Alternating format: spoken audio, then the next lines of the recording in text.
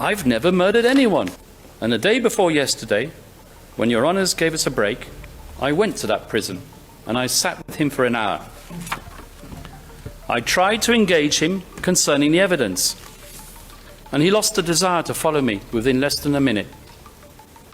I offered to show him excerpts of the confirmation proceedings, a few minutes of the deputy prosecutor, a few moments of Ms. Massiter, and hoping that it might excite him a bit more, some of my own opening statement.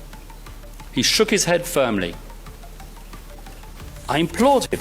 I said, "Sir, look at what we are doing for you. We're doing our utmost to get you out of here." But once again, he politely declined. And I asked him why. I said to him, "Sir, don't you understand? They accuse you of murder.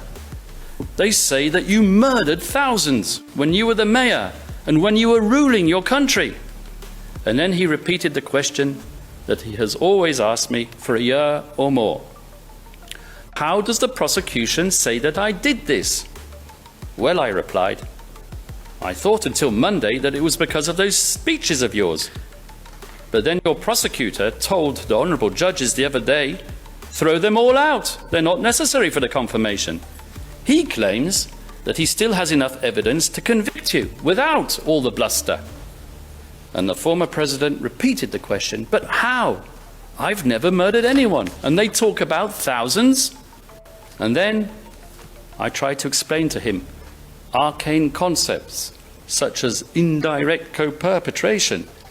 And then his eyes simply glazed over. And who can blame him? As I mentioned, it is the only highly technical means whereby the prosecution can artificially connect him to criminal activity not of his own doing. I then tell him that the people who are incriminating him are self-confessed murderers cooperating with the prosecution, whose names we can't mention in public.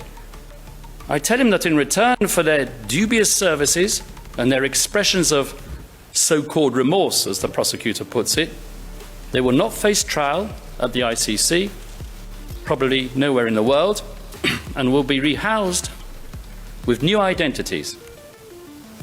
Mr. Duterte, the ex-prosecutor, like me, can't understand the fairness of that, relying on not one, but a number of vicious criminals to convict him, when he remembers that he is supposed to be presumed innocent.